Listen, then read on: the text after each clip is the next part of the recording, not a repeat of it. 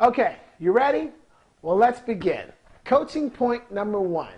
Now I'm going to start you off with something easy. But first, let me take you back to my days at U of O. Now, when I was an athlete at the University of Oregon, I was actually participating in 2 sports. Yes, 2 sports. Kind of rare to find athletes participating in 2 college athletic sports. Now, the challenge was that I had to balance all my athletic responsibilities with my academic responsibilities, and it was very, very frustrating. I had so many things I had to remember, and I can recall forgetting what assignments at times, or what tests or midterms or finals I needed to prepare for, or what meetings I had to participate in from an athletic standpoint. But I got to the point where I just really did not know what to do. Well, a friend of mine gave me my first executive organizer. And this was awesome because right away I started to use it. And on a daily, weekly basis, I would clearly outline what I needed to focus on. And it made a big difference because I was able to accomplish more throughout my college days.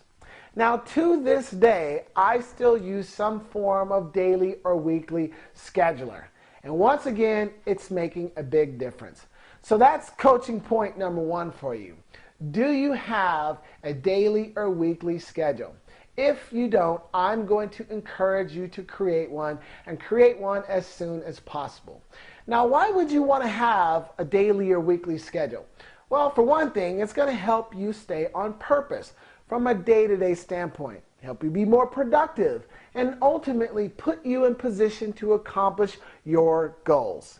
Now, how would you do this? What would you use? Well, there's a variety of things you could use. Of course, you could go old school and use such a planner like this one here. Or with technology today, you got so many different programs out there you can put on your computer to create a weekly schedule. And of course, with the emergence of PDAs, personal data systems, these are fantastic. And I love mine. I use it every single day. So on top of this, I've also created a weekly schedule that I can have in my hand, that I can touch. And I love this because I can look at this and see from a daily standpoint, a weekly standpoint, what I have going on. And this has been fantastic. Because right away, I can send a schedule like this to my family members, my friends, my business partners, so that they know what I'm up to too. And it's important because I believe you should schedule your personal time. What do you need to do from a personal standpoint?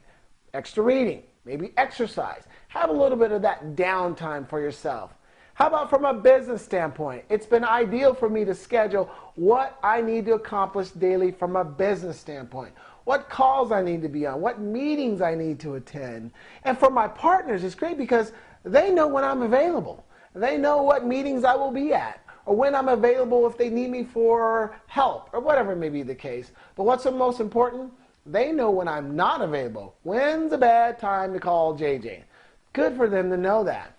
But also, too, I schedule my family time. Yeah, schedule my family time because we can get kind of busy out there. We get a crazy schedule. There's so much going on today. It's easy for us to forget the important things, and that's spending time with our family. Schedule your family time. So, once again, it's been a great thing for me, and I know it will be ideal for you. But here's the word of caution. I'm going to give you something to think about. Now, it's not always going to be perfect. You're going to have those days where you're throwing a curveball, or maybe an unforeseen occurrence may take place. Well, as one of my coaches used to say, sometimes you just got to midstream adjust. You got to adapt. You got to adapt on the flow, and you make those adjustments for that day. But what's nice about having a schedule, you have it in place, you can look at it and focus on the next day, and it gets you right back on track. So what's also nice about a schedule is you can be flexible, you can be creative, because you're going to have to adapt it from time to time. I seem to be changing mine every 60 to 90 days. But when I talk about being creative, think about all types of areas where you could create a schedule. We have a schedule for our children. This schedule highlights their chores so that they know what they need to do from a daily or weekly standpoint from a chores responsibility. And it's been, well, let's just say it's been nice and allowing our house to flow in a smooth fashion. So yeah, be very flexible and be very, very creative, because an organized person is in more control of their time and ultimately more in control of their future. You're able to schedule things in a way that you have time to release and relax. And ultimately, you just feel better because you know that you accomplished what you needed to accomplish on that day, and you have a positive attitude and you're ready to take on the next day. You're like, bring it on. So that's coaching point number 1. Create a weekly schedule and do your best to follow it, and be consistent and exercise discipline in following that schedule. So that's what we have for you today. What will we throw your way tomorrow? Well, I think I'll introduce you to the system. So take care, enjoy your day, and always remember, stay positive.